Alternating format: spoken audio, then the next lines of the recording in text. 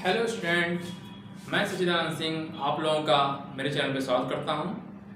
हम लोग class 9th की मैथ पढ़ रहे थे, ठीक है। तो क्लास 9th में क्लास चैप्टर 7 त्रिभुज का हम लोग जो है पढ़ रहे थे, ठीक है। तो अभी तक इस पे 12 वीडियो आ चुके हैं, आज 13वां वीडियो है, ठीक है। तो अगर आप लोगों ने जो उसके पहले के यानी 12 वीडियो हैं वो अगर आप लोगों ने नहीं देखा है तो मेरे चैनल चले जाइएगा, वहाँ प्लेलिस्ट पे जा करके क्लास 9 के फोल्डर पर क्लिक करके, ठीक है, और 12 तक के पार्ट को देख लीजिएगा, तब 13वां पार्ट देखिएगा तो आपको ज़्यादा अच्छे से समझ में आएगा। अभी जो हम लोग पढ़ रहे थे त्रिभुज चैप्टर का, ठीक है, अध्याय 7 है, 13वां लेक्चर है, 13वां वीडियो है। प्रश्नावली 7.3 के 2 क्वेश्चन को मैंने सॉल्व कराया था, ठीक है। आज उसके आगे क्वेश्चंस को हम लोग सॉल्व करेंगे, ठीक है। तो मैंने क्वेश्चंस को यहाँ पे लिख दिया है। तो देखिए पहला क्वेश्चन यानी तीसरा क्वेश्चन मैंने यहाँ पे लिख दिया है। क्या है क्वेश्चन, पढ़ते हैं एक बार। क्या लिखा है? एक त्रिभुज ABC की दो भुजाएं AB और BC तथा माध्यिका AM। माध्यिका क्या होता है? त्रिभुज का मध्य बिंदु, इस मतलब ये जो साइड है इसका मध्य बिंदु उस शीर्ष से मिलाते हैं तो माध्यिका कहलाती है, ठीक है। इस तरीके से मान लीजिए AC का अगर माध्यिका खींचनी है, ठीक है, तो AC का मध्य बिंदु निकालेंगे, यहाँ से मिला देंगे तो माध्यिका हो जाएगी, ठीक है। तो आप थोड़ा जानते हुए रहिए, जो एक त्रिभुज की तीनों माध्यिकाएं होती हैं एक ही बिंदु से आती है। जैसे इसका माध्यिका आपने M बनाया, ठीक, और मान लीजिए AC का अगर माध्यिका खींचे तो बिंदु मान लीजिए यहाँ पे ऐसे कहीं कट कर रही होगी, छोटा सा फिगर बना दूं थोड़ा आपको समझ आ जाए। मैं कह रहा हूं कि अगर एक त्रिभुज मान लीजिए ABC है, ठीक है, एक त्रिभुज ABC है, ठीक है, थोड़ा बड़ा बना देता हूं समझाने के लिए, फिर मिटा दूंगा। मैं कह रहा हूं एक त्रिभुज ABC है, ठीक है, ठीक है, माध्यिका खींचनी है तो BC की माध्यिका मान लीजिए इसका पॉइंट मान लीजिए M है, ठीक है। तो माध्यिका क्या होती है कि इन दोनों का मध्य बिंदु M है, यहाँ मिला दिए शीर्ष से, ये हो गया। इस तरीके से इन दोनों का मध्य बिंदु ले लीजिए, मान लीजिए N है, मान लीजिए यहाँ से मिलाते हैं, यहाँ से जाएगा तो तीसरा जो मध्य बिंदु आएगा वो भी इसी पॉइंट से ही जाएगा। मान लीजिए इसका पॉइंट MNO है, मान लीजिए यहीं से जाएगा ये, ठीक है, ठीक है। दूसरी चीज एक चीज और भी जानते रहिए, जो त्रिभुज की जो माध्यिका जो कट करती है, मान लीजिए MN यानी P लिख दे रहे हैं और मान लीजिए इस पॉइंट को O दे दें तो ये 2:1 के रेशियो में डिवाइड करता है। ये भी जानते रहिए, इस क्वेश्चन में यूज नहीं होगा लेकिन जानते रहिए। त्रिभुज की जो तीनों माध्यिकाएं होती हैं किसी एक बिंदु से आती हैं, तीनों जो है एक ही बिंदु से आती हैं, ठीक है। और जो माध्यिका जहाँ कटती हैं तो ऊपर वाला जो शीर्ष से होती है इसकी दूरी 2:1 का अनुपात में डिवाइड करती हैं। अगर AM निकालना चाहे AO, अगर AM दिया है मान लीजिए, ठीक है, 3 सेंटीमीटर, तो AM की जो दूरी आएगी 2, इसकी दूरी आएगी 1, ठीक है। ये भी जानते रहिए, मैंने बता दिया आपको, ठीक है। फिलहाल अभी जो क्वेश्चन चल रहा है आपका, ये क्वेश्चन था। तो क्वेश्चन क्या है? एक त्रिभुज ABC की भुजाएं की दो भुजाएं AB और BC तथा माध्यिका AM क्रमशः एक दूसरा त्रिभुज बन गया, ठीक है, कि भुजाओं PQ QR तथा माध्यिका PN के बराबर है। कहने का मतलब है कि जो AB है, देखिए AB ये बराबर है PQ के, ठीक, और क्या कह रहा है? माध्यिका AM इसको डबल से दिखा दे रहे हैं, AM बराबर ये हो जाए, और तीसरा यानी B से C की दूरी यानी BC, मैं ऐसे कर दूं, चलिए यहाँ लिख दे रहे हैं BC बराबर QR, ये चीज बराबर है, ठीक है। तो आपको दिखाना क्या है, मतलब ये भुजा मैंने रेड से डैश कर दिया है, नहीं ये इसके बराबर है, ठीक है, ये माध्यिका AM है, इस त्रिभुज के PN के बराबर है, ठीक। तीसरा चीज कह रहा है कि ये B से C की दूरी Q से R की दूरी के बराबर है। तो आपको सिद्ध क्या करना है? ABM सर्वांशम होगा PQM के, ठीक। दूसरी चीज क्या कह रहा है? ABC सर्वांशम होगा PQR, ये आपको प्रूफ करना है, ठीक है। कैसे किया जाए? देखिए अगर हम इस ट्रायंगल को ले लें, देखिए ये भुजा इस भुजा के बराबर है, दे दिया है, ठीक। दूसरा चीज क्या दिया है? ये भुजा इस भुजा के बराबर दिया है, ठीक। अब यहाँ पे लिखा BC दिया, पूरी भुजा दिया है, यहाँ QR है, तो इस BC का आधा कर दें और इसका आधा कर दें तो ये BM हो जाएगा, ठीक है। इसका आधा कर दें तो BM हो जाएगा, ये बराबर हो जाएगा। तो एक त्रिभुज के तीनों भुजाएं बराबर हो जाएंगी तो ये सर्वांशम हो जाएगा। तो पहला चीज तो प्रूफ हो जाएगा, ठीक। ये करते हैं, चलिए पहला पार्ट तो करते हैं। तो तीसरा प्रश्न जो है आपका तीसरा है, तीसरे का पहला पार्ट करने जा रहे हैं, ठीक है।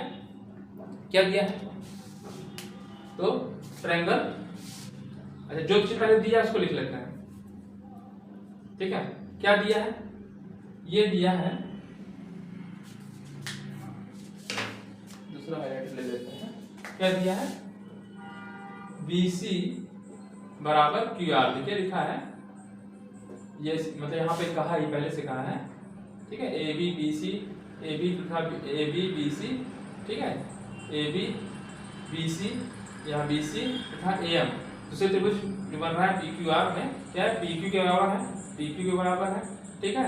AB बराबर PQ है, दूसरे इसके कह रहा है AM बराबर PM है, और तीसरी चीज कह रहा है BC बराबर QR है, ठीक है। तो BC बराबर QR दिया है, पहले से दिया है, ठीक है। अच्छा इसका हम आधा कर दें, दो साइड से आधा कर दें, कोई दिक्कत होगी, लगा ही सकते हैं। अच्छा हाफ BC क्या है भाई, ये माध्यिका है, यानी BM बराबर MC है, तो हम क्या लिख सकते हैं, BM लिख सकते हैं ना। BC का आधा क्या होगा BM, तो मैंने लिख दिया BM, ठीक। और यहाँ पे क्या लिख दिया, इसका आधा QM, ठीक है, ठीक है। ये समीकरण हम फर्स्ट डाल देते हैं, ठीक है। और अब त्रिभुज ये बन गया, तो हमको ये देखिए, अब ये देखिए ये मिल गया, ये पहले से बराबर है, ये यहाँ बराबर है, और ये यहाँ से मिल गया, तो तीनों त्रिभुज से सर्वांशम हो ही जाएगा। तो वही चीज अब करने जा रहे हैं। तो त्रिभुज किसमें, ABM में, त्रिभुज ABM और त्रिभुज PQN और ट्रायंगल PQN में, ठीक है। क्या दिया है, AB बराबर PQ दिया है,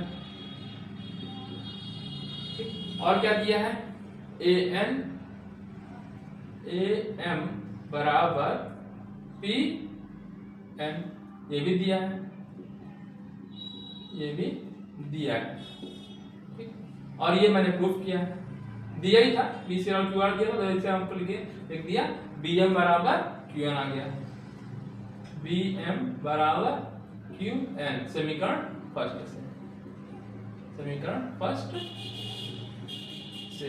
अब ये एक त्रिभुज की तीनों भुजाएं, देखिए ये भुजा इस त्रिभुज की तीनों भुजाएं बराबर है, त्रिभुज सर्वांशम हो गया। अतः इसलिए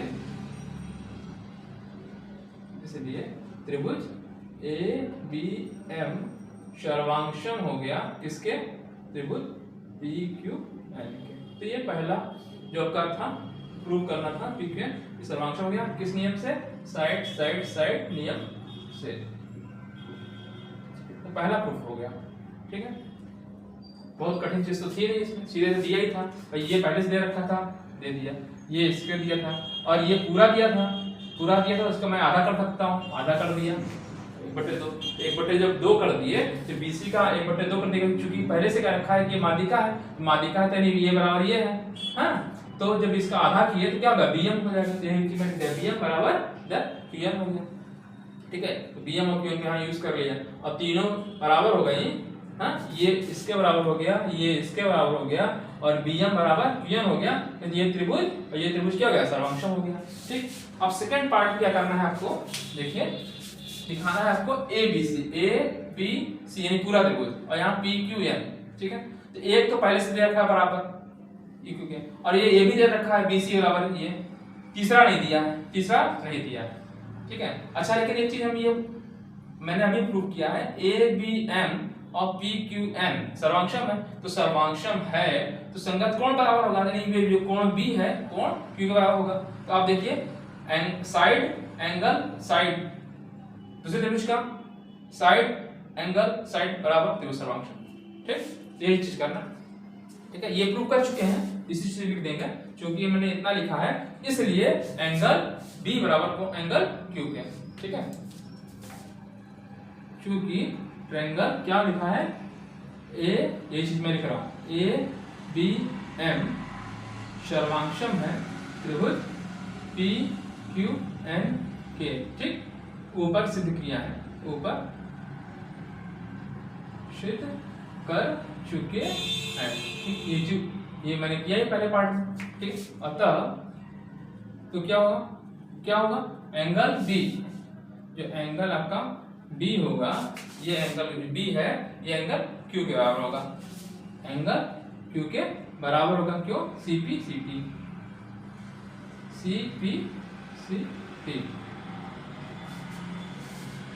कोण का निशान दिख रहा है ना, थोड़ा सा हल्का हो गया है, तो कोण बी का कोण सी। ठीक है, मिल गया। या मैंने कोण बी लिखा है, मतलब ए बी एम भी लिख सकते हैं, बात वही है। एंगल ए बी सी लिख दें तो बात वही है। तो मैंने शॉर्ट में लिख दिया कोण बी, चाहे तो आप लिख सकते हैं ए बी एम, है ना। इससे देखिए ए बी एम ही तो कोण आएगा, ए बी एम बीच वाला कोण, यहाँ पी क्यू एन क्यू आ गया, है ना। तो चाहे आप ये लिख सकते हैं। ठीक है, तो ये कोण मालूम चल गया। अच्छा, तो अब हमें क्या चाहिए? अब ट्रायंगल ले लीजिए ए बी सी और पी क्यू आर। तो त्रिभुज किसमें? ए बी सी और त्रिभुज पी क्यू आर में, ए बी सी और त्रिभुज पी क्यू आर में। ठीक, ए बी बराबर पी क्यू, ए बी बराबर पी क्यू, ये तो दिया ही है।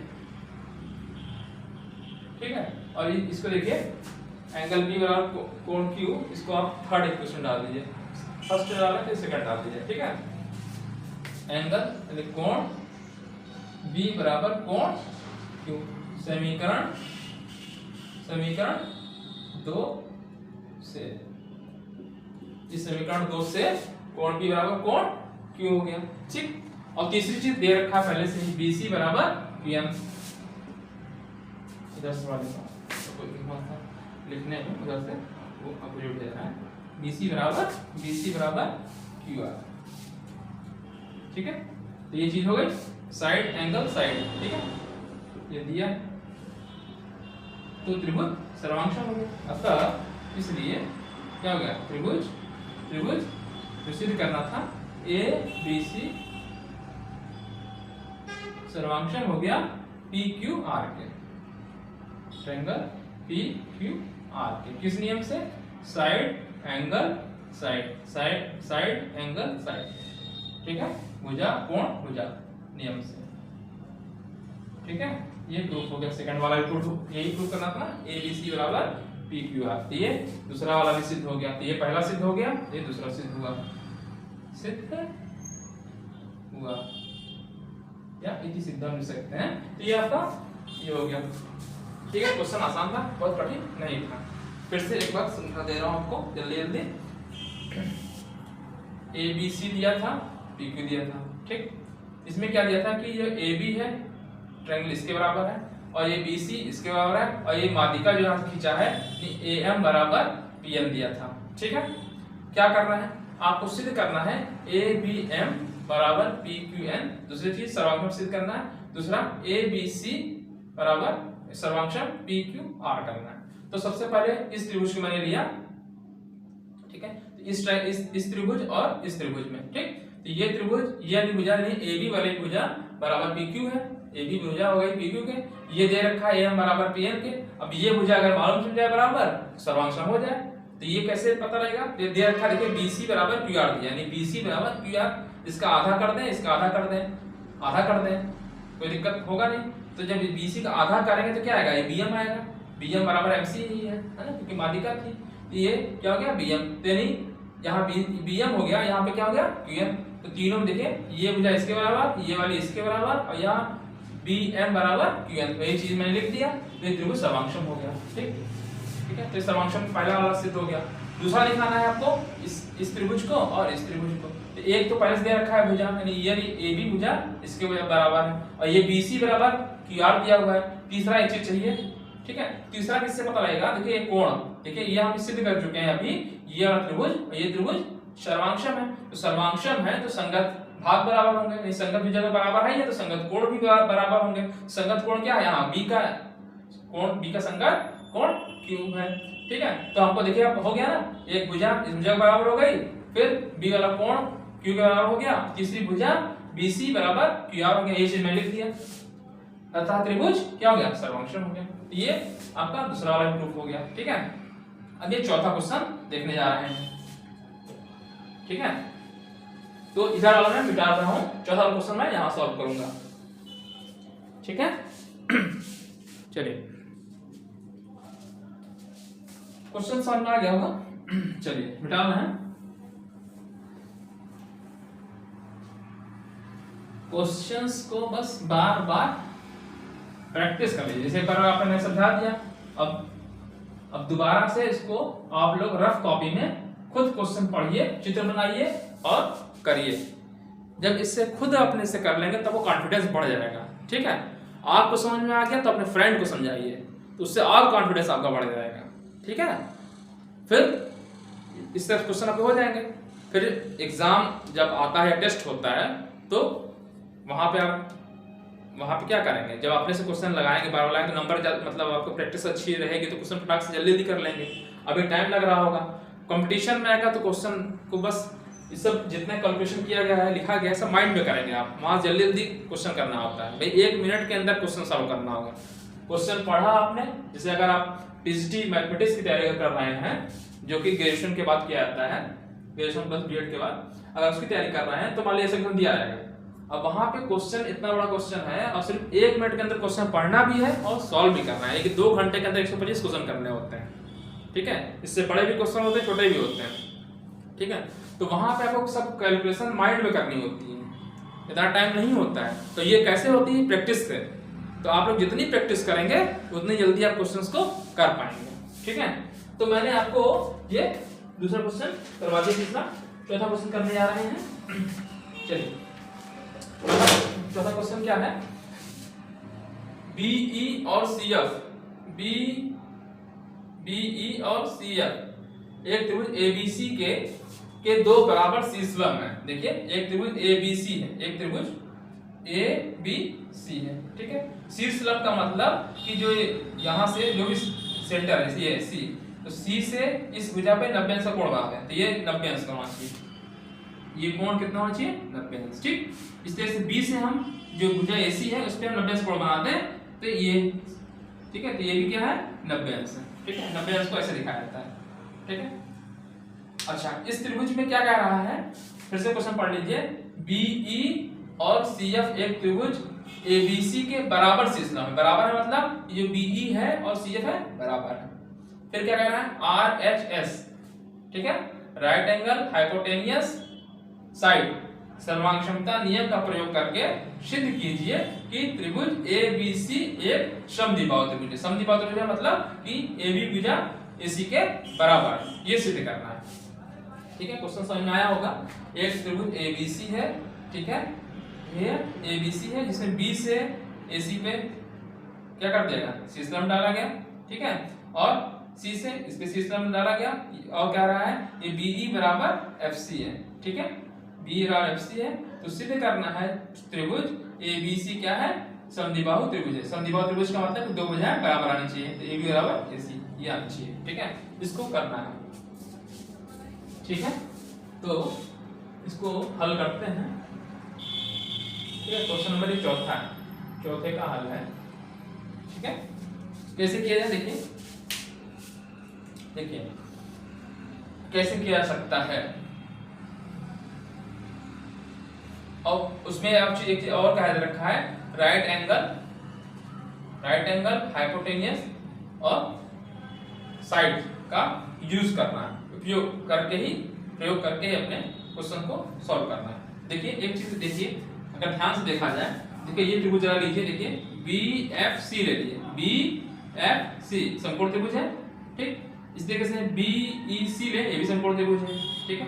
तो समकोण त्रिभुज में एक कोण तो 90 अंश तो पहले से हो गया, जो समकोण त्रिभुज का होना चाहिए 90 अंश का, ठीक। दूसरा चीज क्या होना चाहिए, कर्ण बराबर होना चाहिए। देखिए अब इस त्रिभुज में आपने लिया तो इसका कर्ण क्या है BC, और इस त्रिभुज में लिया तब भी कर्ण BC है, तो BC कर्ण बराबर हो गया, यानी एक साइड आओ बराबर हो जाए तो सर्वांक्षण हो जाएगा। तो देखिए एक साइड और बराबर तो हो ही गया। देखिए ये पहले से दे रखा है BE बराबर FC दिया ही है। तो देखिए त्रिभुज सर्वांशम हो गया। त्रिभुज सर्वांशम होने के तीन चीज चाहिए ना, 90 अंश कोण होना चाहिए, कर्ण बराबर होना चाहिए। तो देखिए इस त्रिभुज का भी कर्ण BC है, इस त्रिभुज का भी कर्ण BC है, कर्ण बराबर हो गया। और तीसरा चीज पहले से दे रखा है, तो क्या लिखा है, दो बराबर शीर्ष कौन DE और CF, यानी BE CF। तो सर्वांशम हो गया। सर्वांशम हो गया तो क्या हो जाएगा, यानी ये कोण बराबर इस कोण के। भाई सर्वांश देखिए ये त्रिभुज और ये त्रिभुज सर्वांशम हो गया। तो सर्वांशम हो गया तो देखिए इस वाले त्रिभुज में कोण B आ रहा था, इस वाले कोण में C आ रहा था, तो कोण B बराबर कोण C हो गया। अच्छा अब आप पढ़े हैं आप लोगों ने, एक ही त्रिभुज में यदि दो कोण बराबर हैं तो उसके संगत भुजा भी, उसके सामने की भुजा भी बराबर होती है। ठीक है, इसका उल्टा आपने क्या पढ़ा था कि अगर एक त्रिभुज में दो भुजा बराबर है तो उनके सामने के कोण बराबर होते हैं। तो उसी के बाद जस्ट मैंने आपको बताया था कि अगर कोण बराबर है एक ही त्रिभुज में तो उनके सामने के भुजाएं बराबर होती हैं। इसका यूज करके यानी क्या हो गया, AC बराबर AB हो गया, तो ये समद्विबाहु त्रिभुज हो गया। यही आपको करना है। ठीक है, क्या करना है, सबसे पहले त्रिभुज क्या लेंगे, BEC और BEC, सॉरी BFC ले लेते हैं और BEC। क्या लिया मैंने, त्रिभुज दिख रहा है, हाँ त्रिभुज क्या लिया, देखिए BFC,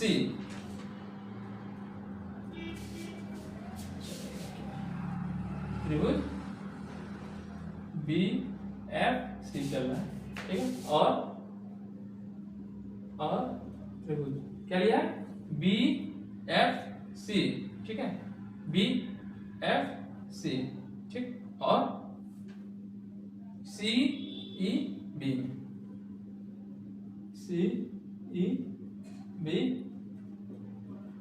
में। ठीक है, फिर से देख लीजिए, F जो है 90 अंश का है, यहाँ बीच देखिए, जो 90 अंश वाला है बीच में है। ठीक है, 90 अंश वाला बीच में है।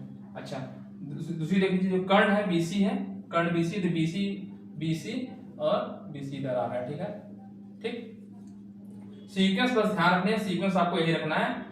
आप ये ध्यान रखिएगा सीक्वेंस कैसे रख रहा है, फिर मैं बता दूं सीक्वेंस कैसे रखना है, आपको कैसे देखना है।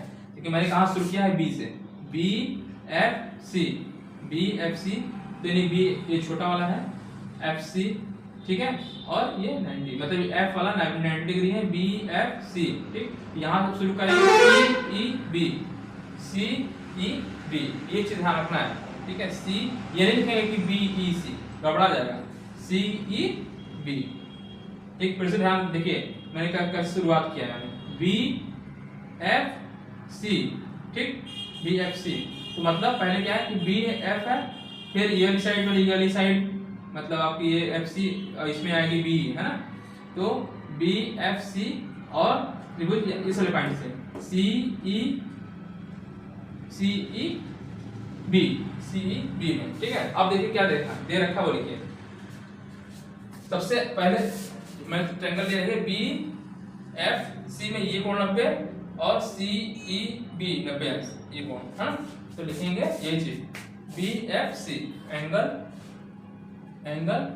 BFC बराबर, देखिए BFC और यहाँ पे BFC CEB एंगल CEB। ठीक, ये क्या है, बराबर है, क्यों, दोनों 90 अंश, दोनों 90 अंश, क्यों, क्योंकि पहले से क्या रखा है, शीर्षलंब इसलिए 90 अंश। ठीक है, ध्यान आ रहा है, बस यही चीज ध्यान रखना है, त्रिभुज कैसे लेना है, BFC और यहाँ पे CEB लेंगे। ठीक है, अगर आप BEC लिख देते तो क्वेश्चन गलत हो जाएगा। ठीक है, अच्छा तो ये B क्या हो गया, 90 अंश हो गया। अच्छा ये दोनों में है, इस ट्रायंगल में भी है और इस त्रिभुज में भी है, तो BC हो गया आपका दोनों में, BC बराबर BC दोनों में हो गया। ये क्या है, उभय सूख जा रहा है, गर्मी की वजह से जल्दी सूख जा रहे हैं, बार डालने पे भी। ठीक है, फिर से मैं राइट कर दे रहा हूँ कि आपको दिखे। ठीक है, दिख रहा होगा, BC और BC हो गया।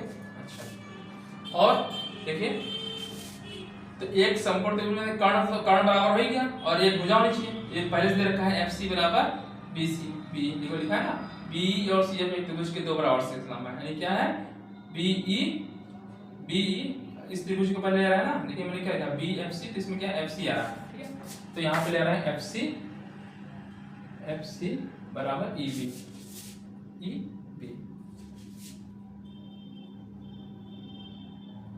ठीक बराबर होगा, ये क्या होगा दिया है, ये तो पहले से दे रखा है। तो देखिए हो गया ना, राइट, देखिए RHS का यूज करना था, राइट एंगल है 90 अंश हो गया, हाइपोटेनियस यानी कर्ण हो गया BC, कर्ण देखिए BC इस त्रिभुज का भी लंबे है, इसका भी कर्ण BC है, BC हो गया, और एक जो एक साइड होनी चाहिए, साइड कौन सी हो गई, ये FC बराबर BC, तो आपका सर्वांशम हो गया। इसलिए अतः क्या होगा, त्रिभुज BFC सर्वांशम हो गया त्रिभुज CEB के, ठीक है, सर्वांशम हो गया, ठीक है। किस नियम से हुआ, किस नियम से, वही चीज मैंने आपको बताया RHS नियम से सर्वांशम हो गया, ठीक, सर्वांशम हो गया। अच्छा सर्वांशम हो गया तो क्या हो गया, फायदा क्या हुआ हमको, फायदा ये हुआ कि इससे हमको जब ये मालूम चल गया तो नहीं संगत कोण भी तो बराबर होंगे। देखिए इस त्रिभुज में और इस त्रिभुज में कोण B बराबर कोण C होगा कि नहीं होगा, भाई इस त्रिभुज में लिया है आपने, इसका कोण B हो गया, और इस त्रिभुज के लिया है ये सर्वांशम, कोण B बराबर कोण C हुआ। अतः कोण B बराबर कोण C हो जाएगा, किस नियम से, CP/CT, सर्वांशम त्रिभुज के संगत भाग बराबर होते हैं, तो संगत भाग बराबर होते हैं, इसका मतलब क्या हुआ, आपने दिया ही था ये इसके बराबर है, ये इसके बराबर है, तो बचा कौन सा, नहीं ये साइड इस साइड के बराबर हो गई, ठीक, भाग से करके था। और कोण देख लीजिए, कोण B बराबर कोण C के, कोण B बराबर कोण C के। अच्छा जब कोण B बराबर कोण C होगा तो इसलिए आप पढ़े हैं कि अगर कोण बराबर होते हैं त्रिभुज के तो उसके सामने की भुजा बराबर होती है, तो कोण B जब B के सामने वाली भुजा कौन सी है, AC, और कोण C के सामने वाली भुजा कौन सी है, AB बराबर हो गई, ठीक है। तो यहाँ लिख दे रहे हैं, क्यों, रीजन लिखना पड़ेगा ना, क्यों, क्योंकि एक त्रिभुज में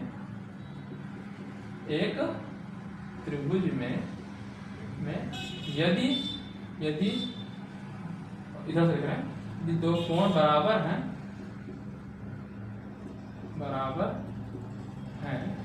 तो उसके सामने की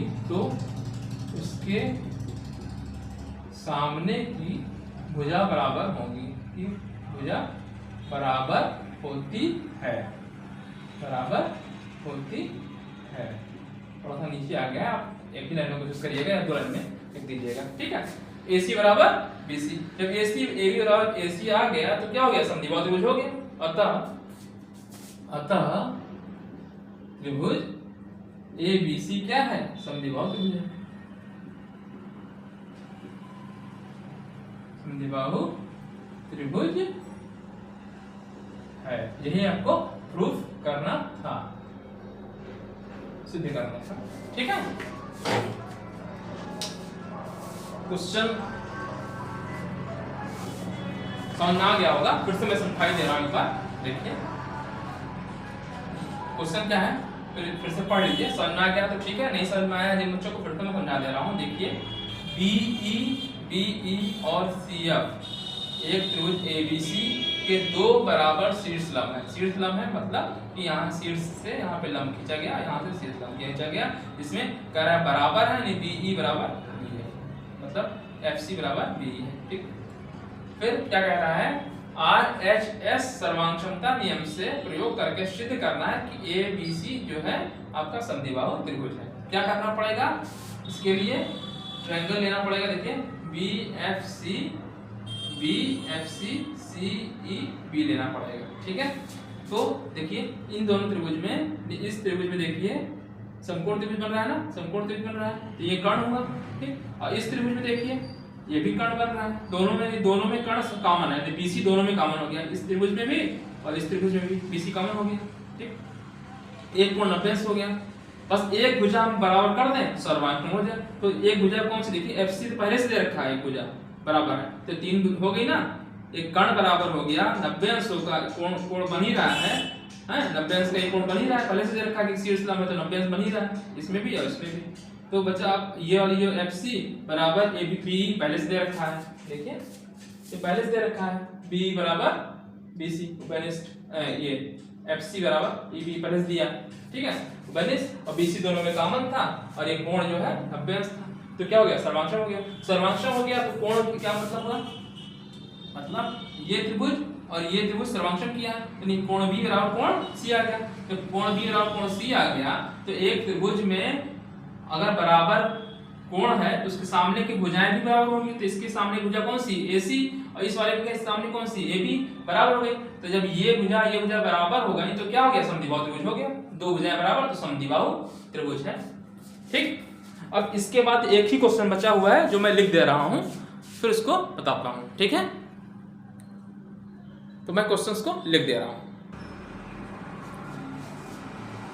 तो मैंने प्रश्न को यहाँ पे 25वें क्वेश्चन को लिख दिया, जो कि लास्ट क्वेश्चन है 7.3 इस साइज का, ठीक है। तो इसको करते हैं। तो इसके पहले थोड़ा सा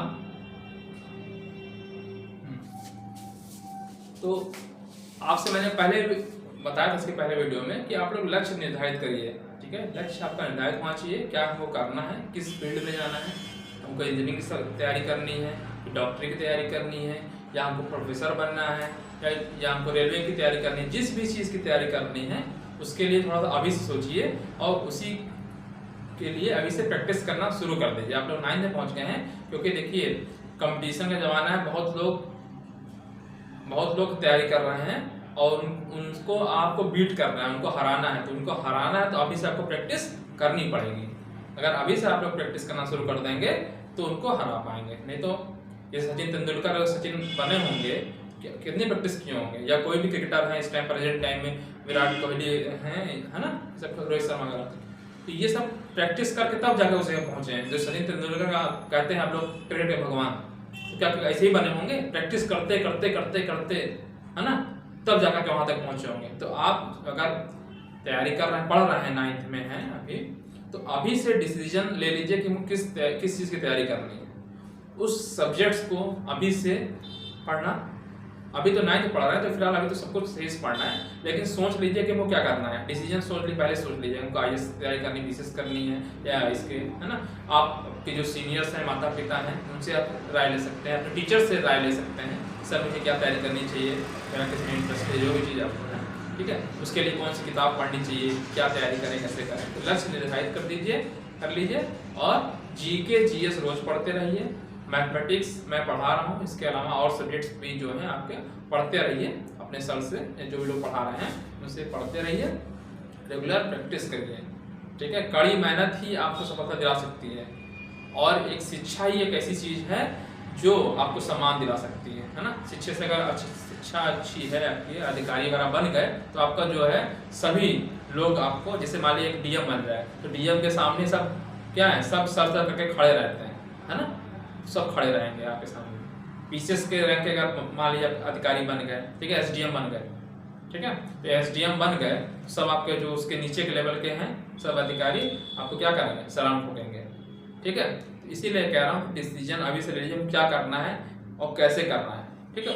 उसके लिए अभी से जो है कंपटीशन से क्वेश्चन लगाने शुरू करेंगे, ठीक है। जो ये 9th की मैथ है, ये बहुत जगह पे ये सब क्वेश्चन आता है, इस टाइप क्वेश्चन, तो ये सब बेस है ना। तो ये सब बेस है, इसको आप ध्यान से पढ़िए, एक एक पॉइंट्स को अच्छे से ध्यान दिए। थ्योरम जितनी रट जानी चाहिए, ठीक है, रट जाए, क्योंकि आगे के जो क्वेश्चंस लगाएंगे 10th में, 9th का भी पढ़ रहे हैं, 10th पहुंचेंगे तो जब ये बेस मजबूत हो जाएगा तो क्वेश्चन जल्दी लगेंगे। क्योंकि कंपटीशन में क्या है, क्वेश्चन तो आता है लोगों को, कुछ लोग को आता है, कुछ लोगों को नहीं आता, अधिकतर लोगों को आता ही है, लेकिन कम समय के अंदर क्वेश्चन करना होता है। यानी 2 घंटे में आपको 200 क्वेश्चन करना रहेगा, तो अब 200 क्वेश्चन करना है तो क्वेश्चन उतने टाइम के अंदर क्वेश्चन पढ़ भी लेना है, सॉल्व भी कर लेना है ना। तो उतनी जल्दी पढ़ करके क्वेश्चन दिमाग में चित्र बना करके सवाल लगा लेना है जल्दी। ये कैसे आएगी, प्रैक्टिस करने पे।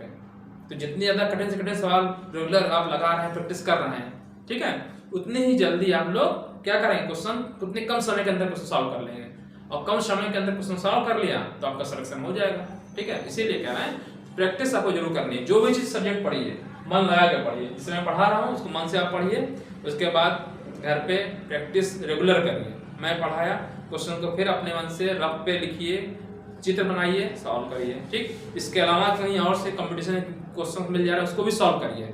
जीके जीएस रोज पढ़ते रहिए।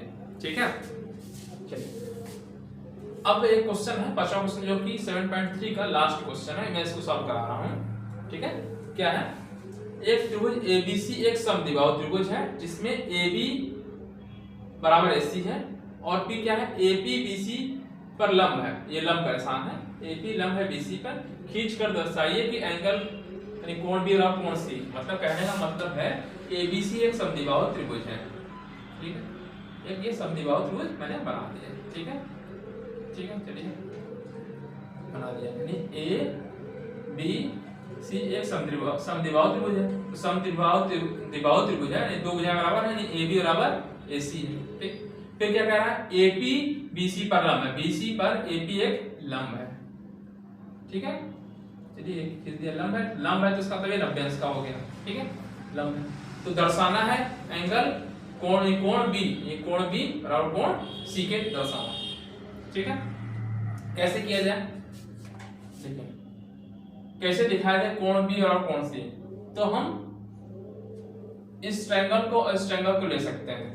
ठीक है, कैसे ले सकते, मैं क्या कह रहा हूँ, दो त्रिभुज के सर्वांशम दिखा दें, सर्वांशम अगर आ गया मान लीजिए, तो ये वाला कोण इस कोण के बराबर आ जाएगा, ये वाला कोण इस कोण के बराबर आ जाएगा, है ना।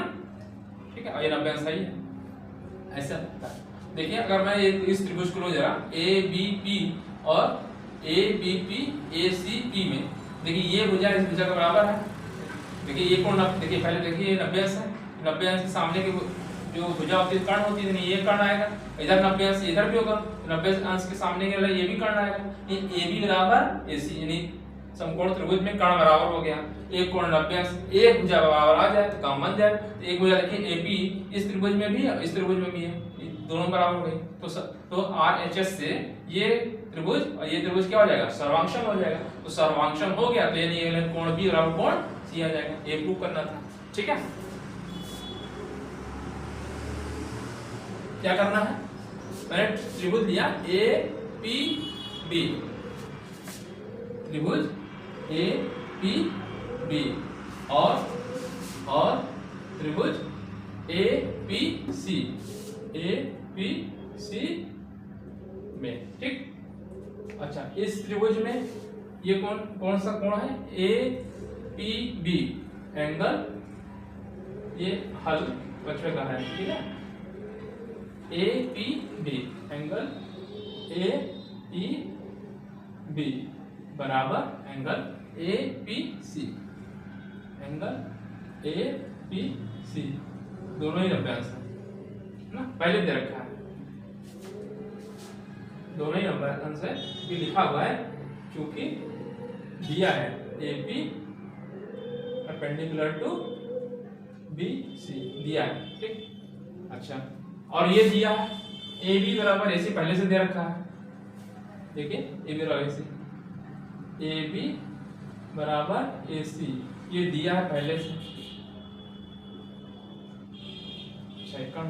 और AP देखिए इस साइड में AP है, देखिए AP और इसमें भी AP कॉमन है, यानी AP बराबर AP, उभयनिष्ठ कॉमन बोलते हैं हिंदी में, उभयनिष्ठ।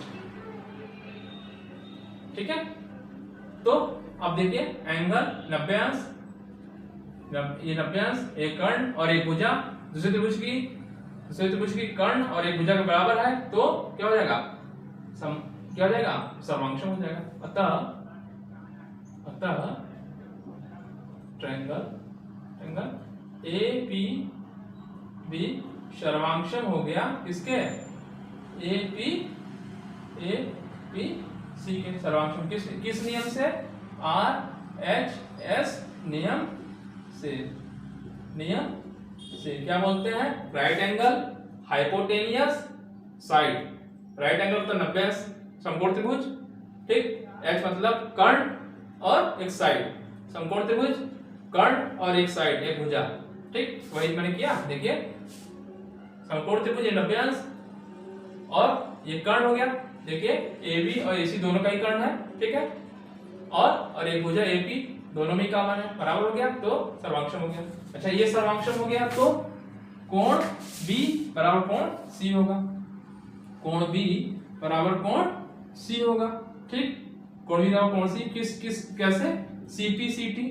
CPCT का मतलब क्या बोलते हैं, सर्वांक्षम त्रिभुज में संगत भाग बराबर होते हैं। तो CPCT आप ना लिख करके क्या लिखेंगे, सर्वांक्षम त्रिभुज में संगत भाग बराबर होते हैं, इसलिए कोण B बराबर कोण C, यही आपको प्रूव करना था, ये प्रूव हो गया। ठीक है, सिद्ध हुआ, हिंदी में क्या लिखेंगे, सिद्ध हुआ। ठीक, तो आज आपकी जो त्रिभुज चैप्टर चल रहा था वो कंप्लीट हो गया। ठीक है, 13 वीडियोस में पूरा त्रिभुज कंप्लीट हो गया है 9वें का।